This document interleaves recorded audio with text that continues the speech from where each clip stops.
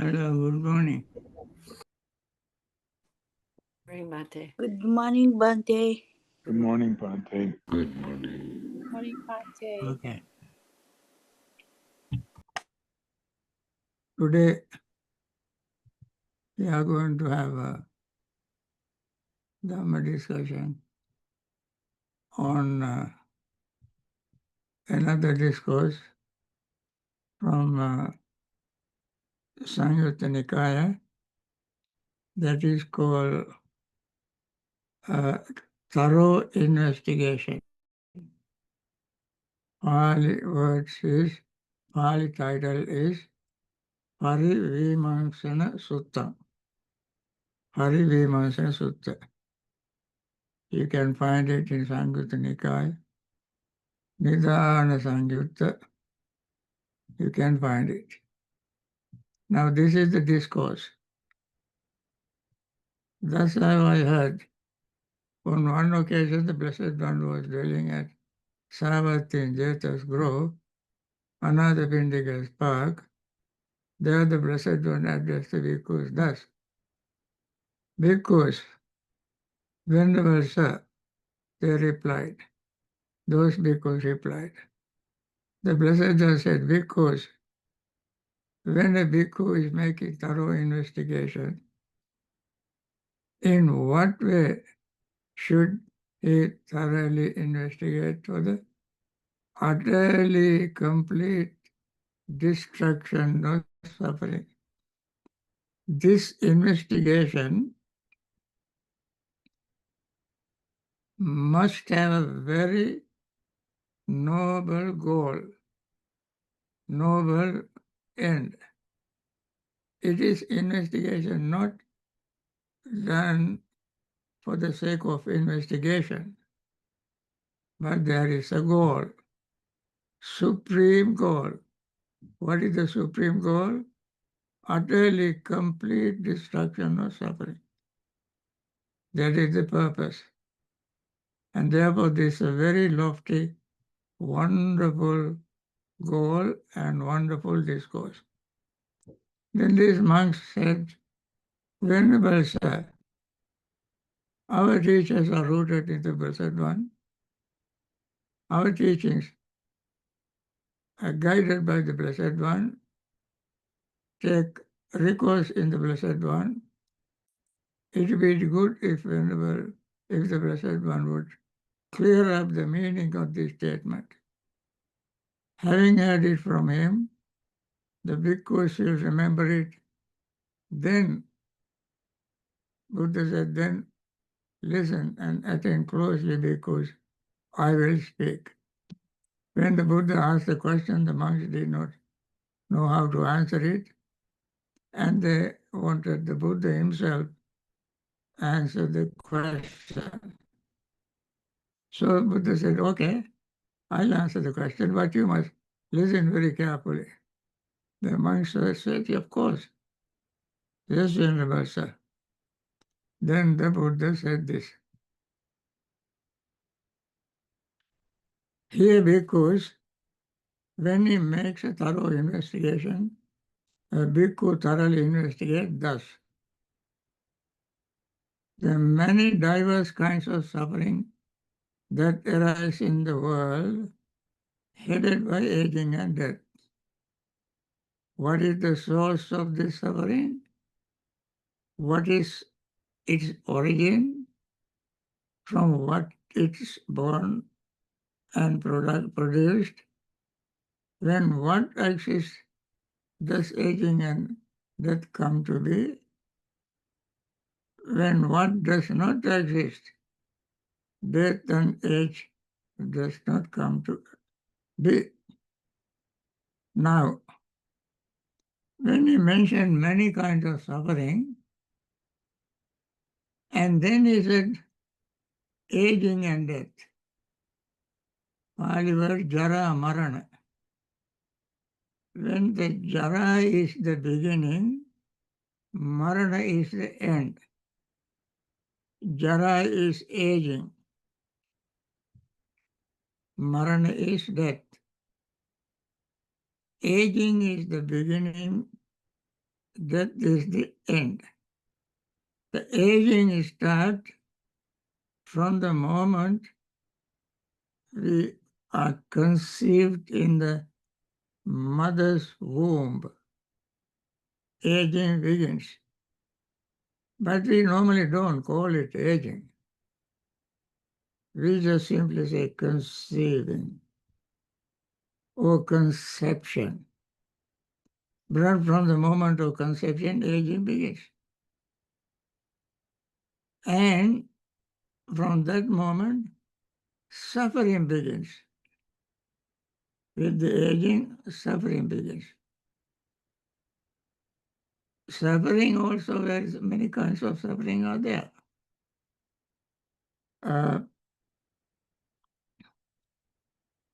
Birth, decay, and sickness, and not to get what one wants, to get what one does not want, to get even what one gets, wants, when we earn, then we are not satisfied, we earn more.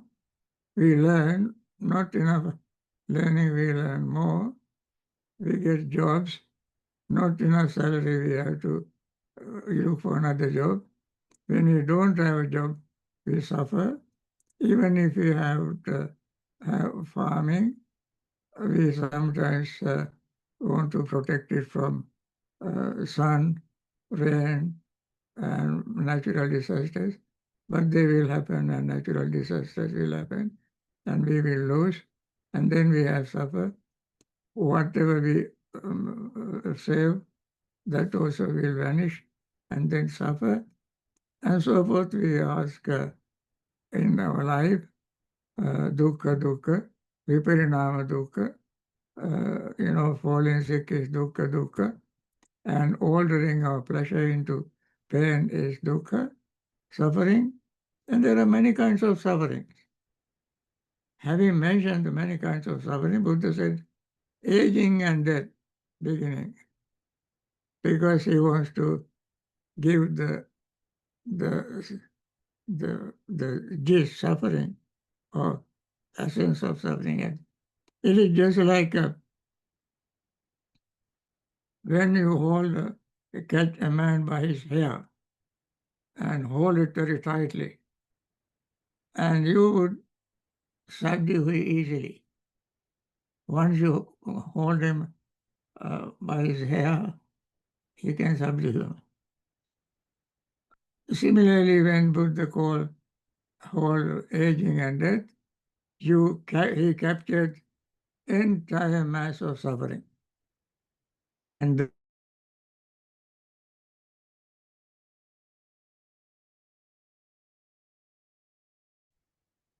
then, as he, with the what he does, why he does his investigation with a very great noble goal in mind.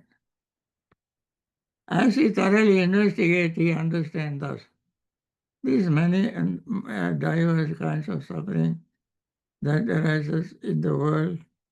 In the world means not only outside world, in the world means in the world which one possesses. That is, if I investigate this, my entire one fathom body is my world.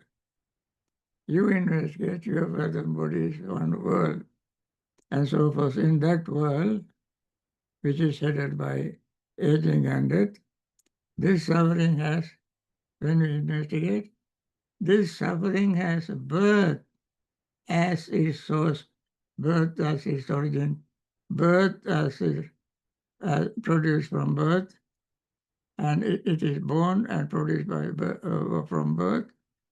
When there is birth, aging and death comes to be. When there is no birth, aging and death does not come to be. This is the Arya Nyaya, means noble method, noble system.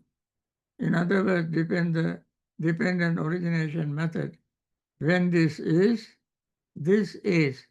When this is not, this is not. That is the formula we apply. You see, when there is birth, aging and death comes to be. When there is no birth, aging and decay. So this is how we understand as we investigate. Then you understand aging and death, its origin is cessation and the way leading to cessation in conformity to cessation. This is another way of expressing Four Noble Truths. Aging and death is the entire suffering encapsulated in one nutshell,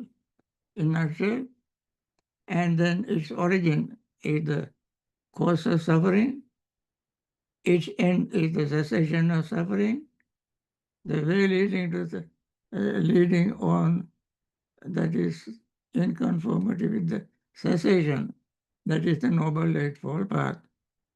So, Four Noble Truths also is mentioned in this in different way. He practices that way and conducts himself accordingly. Now, following this investigation, when he sees the Four Noble Truths, and he follows the method, this is called bhikkhus who is practicing for the utterly complete destruction of suffering, for the cessation of aging and death. This is how he practices Dhamma in order to end suffering. As we mentioned, aging and death is the essence of our dukkha, suffering. And then the bhikkhu, he comes to this. This alone is enough for him to attain full enlightenment. But Buddha was not talking only one-sidedly. He wanted to teach the Dhamma for the benefit of all. Then, although he has attained full enlightenment by this, he wants to teach it for the benefit of all. Then investigate further, he thoroughly investigates thus, what is the source of this birth? What is the origin? From what is born and produced? What is the source of existence? Now, birth is the source of bhava. Bhava means existence. Bhava, rupa bhava, arupa bhava, kama bhava, rupa bhava, arupa bhava, becoming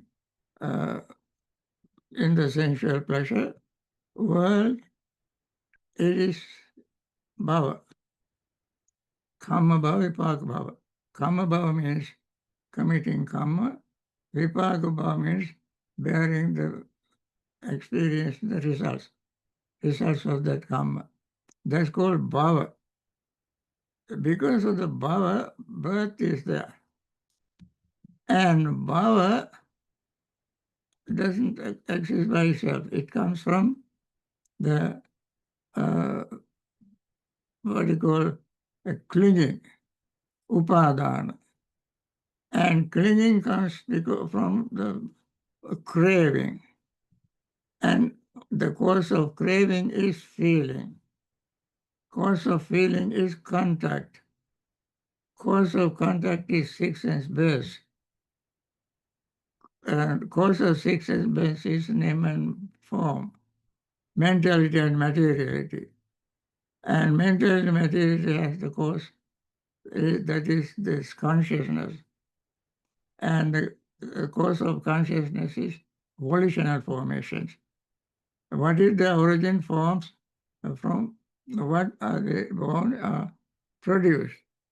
When what exists, do original forms comes to be. When does not exist, the original form is not come to exist. Now, this is how he investigate and find out. And he goes into details. As he thoroughly investigates, he understands thus volitional formations have ignorance as their source, ignorance as their origin. They are born and produced from ignorance. When there is ignorance, volitional formation come to be. When there is no ignorance, volitional formation does not come to be, do not come to be. Now, Avijjapatya Sankhara. So, this is dependent origination formula. Dependent origination formula. When you investigate, you see them linked one with the other. Then none of them exist in a vacuum by itself. So, ignorance is the cause of volitional formation. Sankhara. There are all kinds of sankhara. Punyabi sankhara, apunyabi sankhara, ananyabi sankhara. Punyabi sankhara means wholesome things. Apunyabi sankhara means unwholesome. Ananyabi sankhara means when you attain jhanas. Then that is arupavachara, immaterial jhanas. So, when they understand volitional formation, that's all they. And then, because, what to say, he understands volitional formation, their origin, their cessation, and the value of the cessation, conformity with the cessation. He practices that way and conducts himself according to. According to, that means according to the Dhamma, according to this formula. He practices. Because if a person immersed in ignorance generates a meritorious volitional formation, consciousness fares on to the meritorious. If he generates demeritorious volitional formations, consciousness fares on to demeritorious.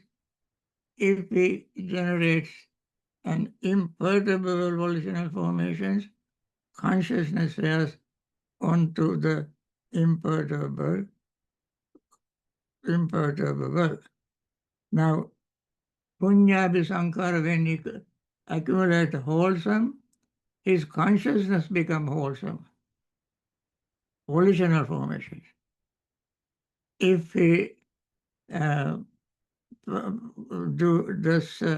demeritorious, unwholesome things, his consciousness also becomes unwholesome. And he performs imperturbable volitional formations. That means if he practices arupa Bhavana, practice meditation, gain jhanas, and then goes to higher jhanas, and then his consciousness becomes full of higher jhanic consciousness. So then, but when a bhikkhu abandons ignorance and arrives true knowledge, then with the fading of ignorance and the arising of true knowledge, he does not generate meritorious volitional formations or does not demeritorious volitional formations or an imperturbable volitional formations. Now, when he arouses true knowledge, what is the true knowledge? attaining true, full enlightenment, Nibbana, full knowledge of Nibbana. Then, with the fading away of ignorance and arising true knowledge, when ignorance is destroyed, you remember in the 10 fetters, last one is ignorance. Ignorance, when you destroy ignorance, you attain full enlightenment. When you attain full enlightenment, fading away of ignorance and arising of true knowledge, it does not generate meritorious volitional formations. Now, as an arahant, he does not commit karma, volitional formations. Of course, needless to say, or demeritorious volitional formations, or even an imperturbable volitional formations. Since it does not generate or fashion volitional formations, he does not cling to anything in the world. He does not cling to anything because he does not commit volitional formations or any karma. Not clinging, he is not agitated. When you cling to something, however small it is, you have some agitation, excitement, nervousness, tension, anxiety, worry. Since it does not cling to anything, there is no agitation, no clinging. Why? When you cling to something, you always worry. What you are clinging is going to lose your grip, and therefore you will be agitated. You are holding a job, for instance, you have to be very careful. You have to do the job properly, please your boss, do the job properly. If you miss it, you may lose the job. With that fear, with agitation, you always are nervous. Not being agitated is personally attain Nibbana. You see, he understands this story is birth. The holy life has been lived. What had to be done has been done. There is no more for this state of exist being. Now at that time, if he feels pleasant feeling, he understands it is impermanent. He understands it is not held to. He understands it is not delighted in. Now, with regard to feeling, pleasant feeling, no matter how pleasant it is, how hard you try to cling to it, it is impermanent. He understands it is not held to. This is not something you should hold on to. He understands it is not delighted in. So, delight means you are clinging. If he feels painful feeling, he understands it is impermanent. Pleasant feeling is impermanent. Unpleasant feeling is impermanent. He understands it is not held to, and he understands it is not delighted in. Nacha kinchu loke upadhyati. In meditation, vipassana meditation, you do not hold on to anything in the world of form, feeling, perception, thought, and consciousness. This collection of aggregate is called the world. In this world, you don't cling to anything. And if he feels neither painful nor pleasant feeling, he understands it is impermanent. He understands it is not held to. He understands it is not delighted in. Neither pleasant nor unpleasant feeling, also neither painful nor pleasant feeling, also impermanent. Now, then, when he investigates, this happens not for one who is not investigating, this investigation has a lofty goal, as I mentioned at the beginning. If he feels pleasant feeling, he feels detached. If he feels painful feeling, he feels detached. If he feels neither painful nor pleasant feeling, he feels detached. So, nacha kinchuloke upadhyate. You don't cling to anything. Pleasant feeling, you are detached.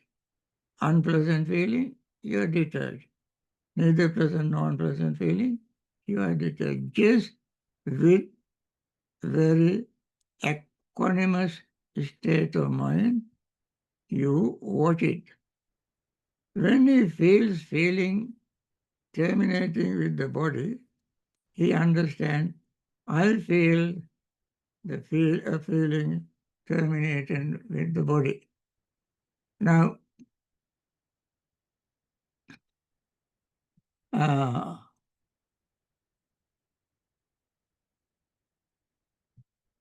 you have a feeling terminating with the body.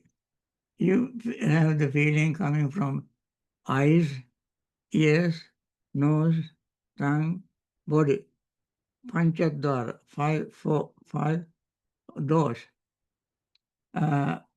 You don't hold on to anything. So this is how it happens. First, the feeling,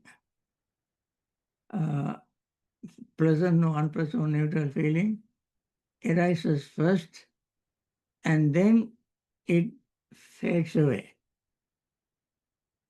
It started from the beginning of the conception.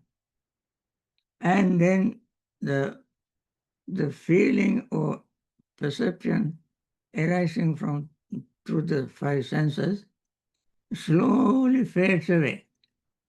For instance, you are very young, you are a pleasant feeling and unpleasant feeling or neutral feelings are very, very strong. It is very hard for you to give up, and you hold on to, and it remains with great impression in your mind. As you grow older, you become 50, 60, and so forth, your impression becomes very weak. And what you have heard may not stay too long in your mind. What you have seen may not stay in your mind too long. And if you saw somebody some years ago, and now when you are 80 or 90, when you see that person again, either you may have very vague memory of the person. Sometimes you may say, I don't know you, because this impression slowly fades away. Similarly, your taste, touch, smell also slowly fades away. Uh, uh, so the Buddha said, when he feels the feeling remaining, terminating with the body, he understands, I feel the feeling terminating with the body. When he feels the feeling terminating with life, he understands, I feel the feeling terminating with life. With the feeling with terminating with life, it is Jivis Paryada Uddhanga. When the body, suppose Bhikkhu, a man would remove a hot clay. Now, this is how Buddha explained it with more detail. No, let me finish the first the paragraph. With the breaking of the body following the exhaustion of life, all that is felt, not being delighted in, will come cool right there, right here. Mere bodily remains will be left. Buddha gives an example to illustrate it, make it clear to you. Suppose, Bhikkhu, a man would remove a hot clay pot from the potter's kiln and set it on a smooth ground. So its heat would be dissipated right there, and potsherds would be left. The heat of the pot will dissipate, but the place where you put the pot will have heat for a certain period of time. Now, so too, when he feels the feeling remaining with the body, with the disappearance of body, that feeling disappears. With the termination of life, when you die, after attainment of enlightenment, all the feeling comes to an end. He understands with the breakup of the body, following the exhaustion of life, all that is left, not being delighted in, will come cool right here. Mere bodily remains will be left. So then Buddha asked monks this series of questions to make his teaching more clear to these monks. What do you think, bhikkhus? Can a bhikkhu whose trains are destroyed generate meritorious volitional formations, or demeritorious volitional formations, or imperturbable volitional formations? Answer is obvious. No, Venerable Sir. That means when you attain full enlightenment, you don't commit any karma. Whatever you do becomes simply action. When there are utterly no volitional formation with the cessation of volitional formation, would consciousness be discerned? No, Venerable Sir. Their consciousness cannot be discerned because it doesn't have any karmic impression in it. When there is utterly no consciousness, with the cessation of consciousness, would name and form be destroyed? No, Venerable Sir, no. Now, again, Buddha goes through the same dependent origination formula in descending order. Descending order. When there is utterly no name and form, no six sense basis, no contact, no feeling, no craving, no clinging, no existence, no birth, with the cessation of birth, would aging and death be discerned? When one attains full enlightenment, through the cessation of all this, one by one, one by one, one by one, attain full enlightenment, aging and death disappear. That means the whole mass of suffering exists? No, not at all, Venerable Sir. Suffering does not exist in him. No, Venerable Sir. So, good bhikkhus.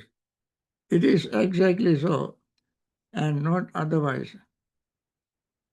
Place faith in me about this, because resolve on this. Be free from perplexity and doubt about this. Just this is the end of suffering. This is one ends suffering. So Buddha made it, brought a lot of information into this discourse and explained as much as he could at that time. And uh, very, these are very, you can find even more details when you think about it on your own and try to keep this in mind. Now, friends, I want you to understand, I don't give, I don't try to answer questions tomorrow. Instead, I put my email address on the chat box. You can see my email address on the chat box, and you send me an email. Any question you have with regard to my teaching, with regard to the sutta or meditation, you send me an email. Then it'll be very easy for me to sit down and answer your question. Sometimes if it is not very clear, if your question is not very clear, I read it, reread it, and then if I cannot give on the spot answer, I refer to the text and give you a complete answer. And therefore, tomorrow onward, in future, I don't try to answer your question online. My email address is hgunaratna30@gmail.com. That you find on chat box. Okay, friends, that is the end of today's talk. We have almost 20 minutes, 5 minutes to meditate. Let us meditate now.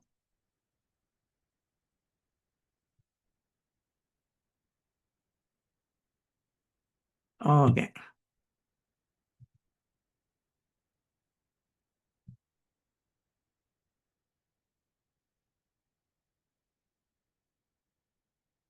May all beings be happy and secure.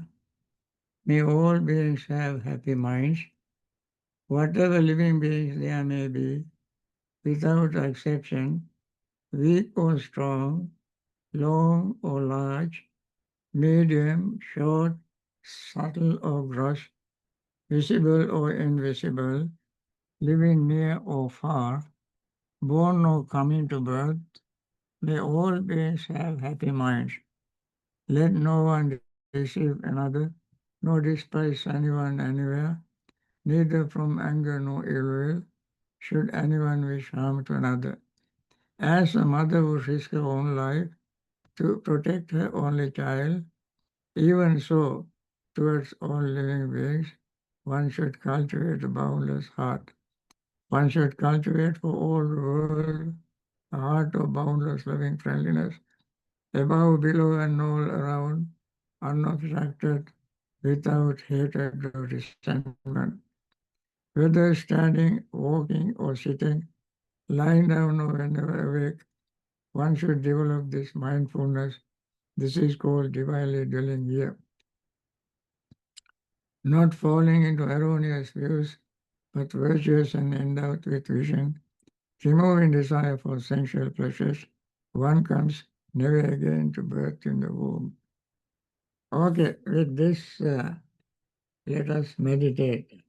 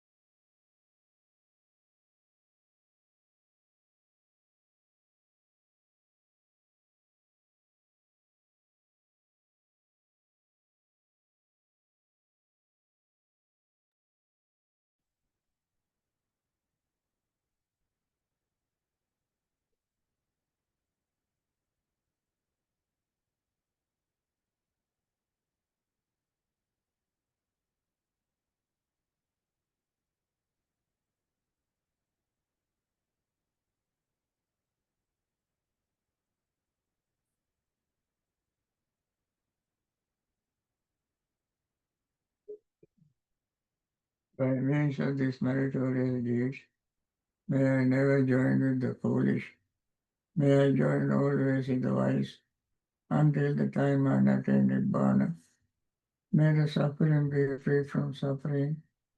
May the fear-struck be free from fear. May the grieving be free from grief. So too may all beings be, from the highest realm of existence to the lowest. May all beings arise in these realms, with form and without form, with perception and without perception, be released from all suffering and attain to perfect peace. Excellent, excellent, excellent. With this, the end of today's session. And as I mentioned earlier, tomorrow also I will give you a short Dhamma talk in different location, not here, and then will not answer questions. As I mentioned earlier, my email address is in the chat box. You can see that, and you send me emails with your questions. You take your leisure time, I take my leisure time. I read the question more than once if I don't understand it, and then give the answer. If the answer I cannot give very quickly, I refer to original sources and give a clear, right answer.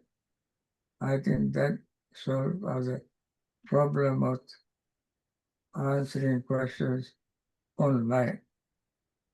With this, I want to share merits with all beings. May all those who are in hospitals suffering from various diseases, may they recover very soon, return to normal health, practice Dhamma, practice meditation, and liberate from samsaric suffering. May all the doctors, nurses who take care of these patients also find time to practice meditation and liberate themselves from samsaric suffering. And may all those who are grief-stricken, may they be free from grief and find time to understand the nature of life and then liberate themselves from samsaric grief and suffering. May all those who are in various trouble spots, war zones, poverty-stricken, discriminations, may they also try to understand human nature, nature of greed, hatred, and delusion, and liberate themselves from samsaric suffering. May all those who are in the northern direction, northeastern direction, eastern direction,